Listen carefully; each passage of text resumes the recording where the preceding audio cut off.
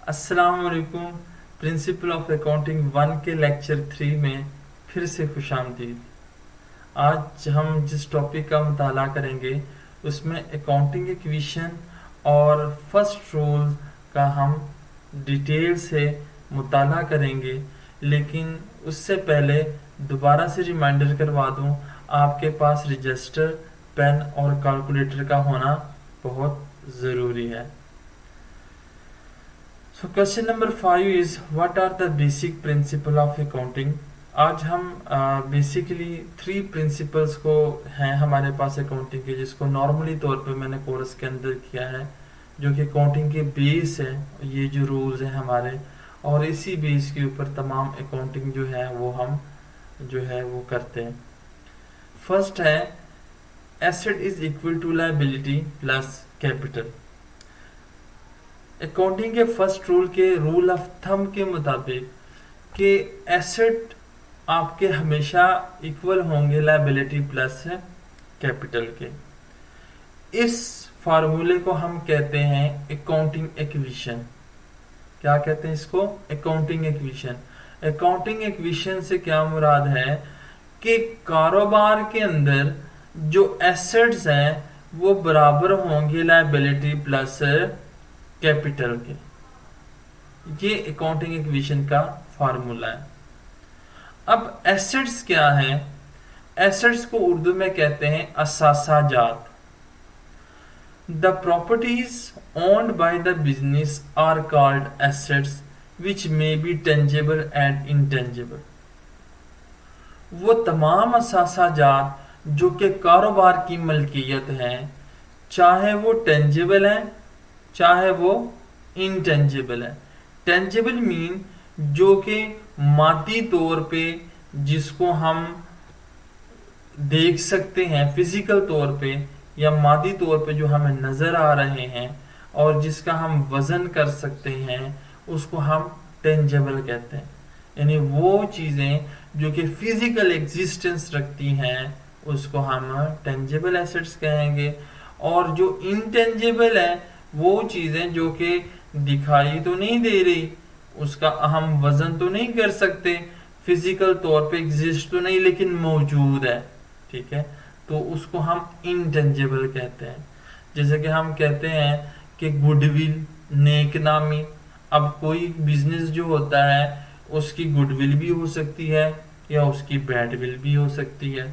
अगर कारोबार अच्छा है, उसने मार्केट के अंदर उसका अच्छा नाम है, तो वो गुडविल होगा, वो उसका इनटेंजिबल एसेट्स होगा। और उसका अगर बैडविल है, लोग उसके बारे में बुरा सोचते हैं या बुरा मतलब कि उनका इमेज है मार्केट के अंदर, तो हम उसको बैडविल कहते हैं। तो कारोबार के अंदर असासा जात जो होते हैं, यानी जो कारोबार की मलकियत में हो, उसको हम एसेट्स कहते हैं। अब एसेट्स कौन कौन से हैं? फॉर एग्जाम्पल, एसेट्स कारोबार के अंदर कैश हो सकता है, इन जो आपके पास पैसे हैं कारोबार के अंदर।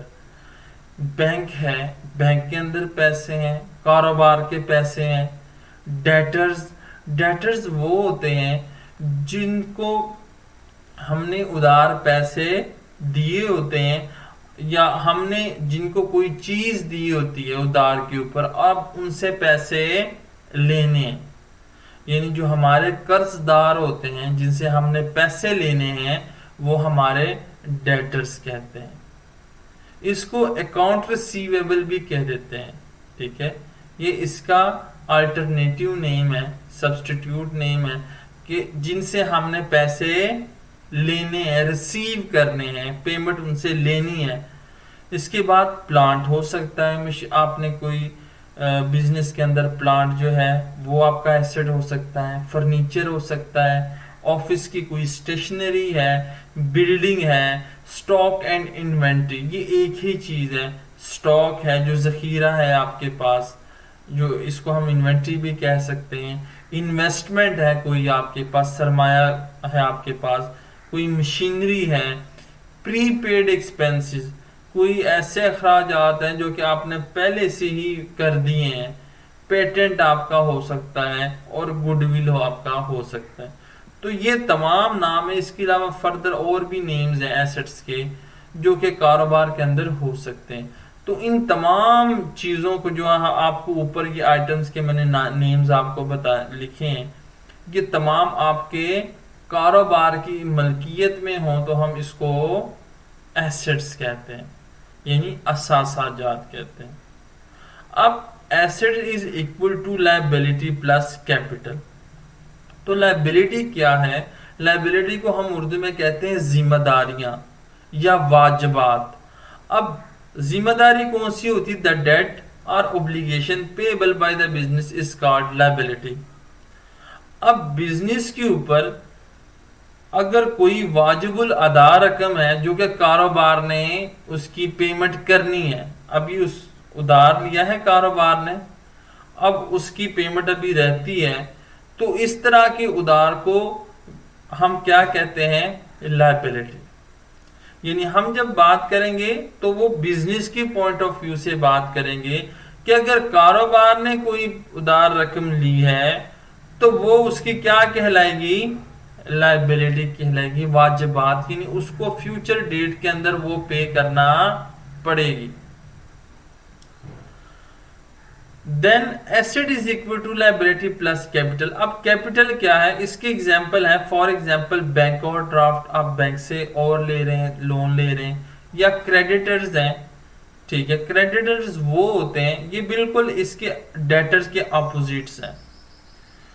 क्रेडिटर वो होता है जिसको बिजनेस ने, जब मैं बात करता हूं ना कि जिसको हमने या मैंने पेमेंट करनी है, तो इट्स मीन टू से कि बिजनेस ने जिसकी पेमेंट करनी होगी या बिजनेस ने वो वाजिबुल अदा रकम वापस करनी है जिससे उसने उधार लिया था, उसको हम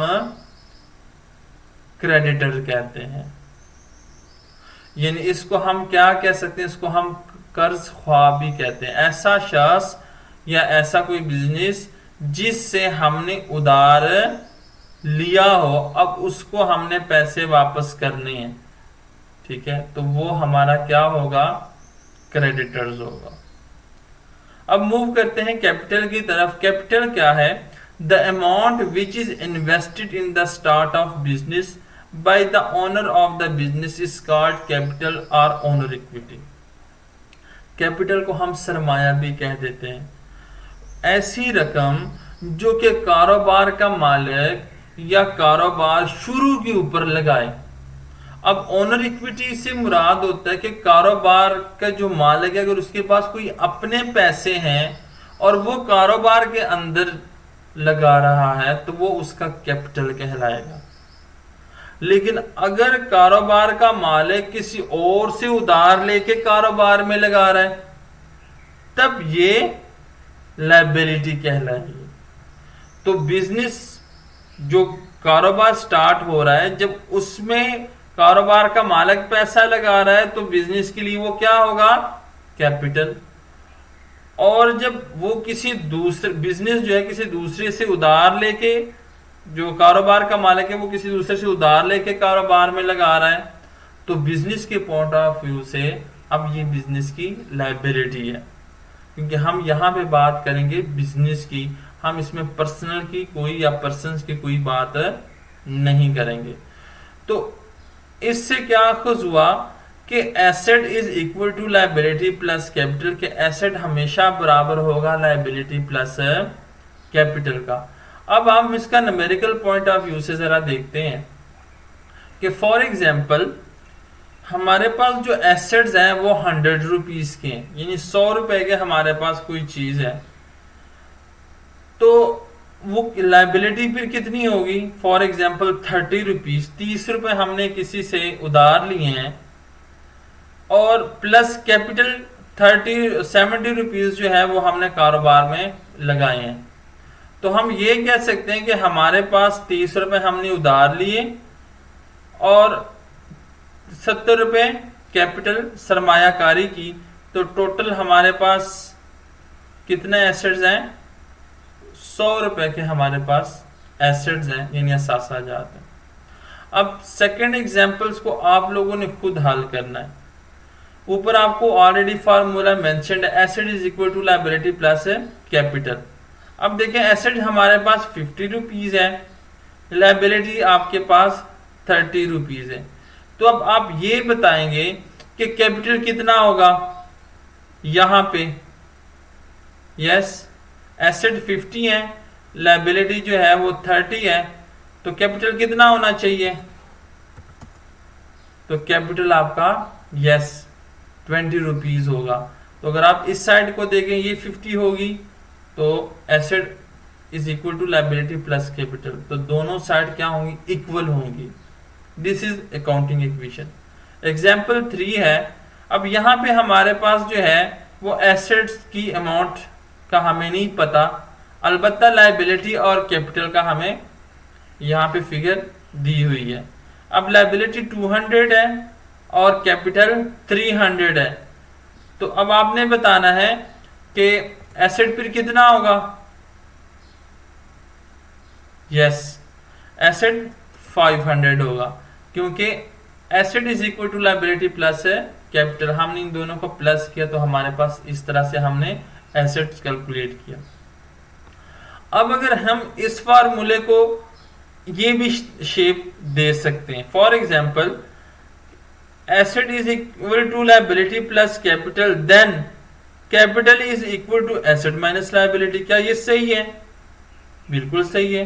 अगर आप मैथमेटिकल वे से देखें तो कैपिटल इधर आ गया, ठीक है, ये और लायबिलिटी जो है वो एसेट जो है वो उधर चले गए, तो asset is equal asset minus liability, तो capital is equal to asset minus liability.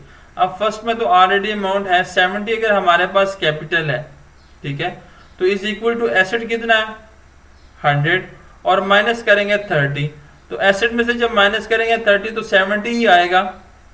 अब सेकंड पे देखें, अब ये आपने खुद सॉल्व करना है कि 500 है आपके पास, इसमें से माइनस किया 200, तो कैपिटल कितना आएगा? हाँ बताएं। यस, 300 आपके पास आएगा। 500 में से जब माइनस करेंगे 200 तो इस तरीके से आपके पास कैपिटल 300 आ जाएगा। अब एक और वे से अब हम लायबिलिटी को भी क्या कैलकुलेट कर सकते हैं। यस, तो फिर लायबिलिटी क्या होगी? ठीक है, तो लायबिलिटी को इधर ही रहने दें और कैपिटल को उधर ले जाएं, तो ये एक नया फार्मूला बन गया, asset minus capital, asset minus capital. तो फर्स्ट में तो आपको ऑलरेडी मेंशन है कि एसेट 100 है, कैपिटल माइनस 70, तो माइनस किया 70 को, तो हमारे पास कितना आया 30 रुपीज। ठीक है, अब एग्जाम्पल 3, इसमें अब आपने खुद बताना है कि लायबिलिटी कितनी होगी। नॉर्मली तौर पे यहाँ पे अगर आप देखें तो एसेट 500 है और इसमें से माइनस करना है कैपिटल 300, तो कितना आएगा लायबिलिटी आपके पास 200। ठीक है, तो इस तरीके से अब आप इस काबिल हो गए हैं कि आप इस बात को आपने अंडरस्टैंड कर लिया है कि अकाउंटिंग इक्वेशन से मुराद है asset is equal to liability plus capital, और हमेशा जो आपके एसेट्स होंगे वो इक्वल होंगे लायबिलिटी के प्लस कैपिटल के। और अगर हमें किसी क्वेश्चन के अंदर फॉर एग्जांपल एसेट कैलकुलेट करना पड़े या कैपिटल कैलकुलेट करना पड़े या लायबिलिटी कैलकुलेट करना पड़े, तो हम अकाउंटिंग इक्वेशन के फार्मूले के थ्रू हम इसको कैलकुलेट कर सकते हैं।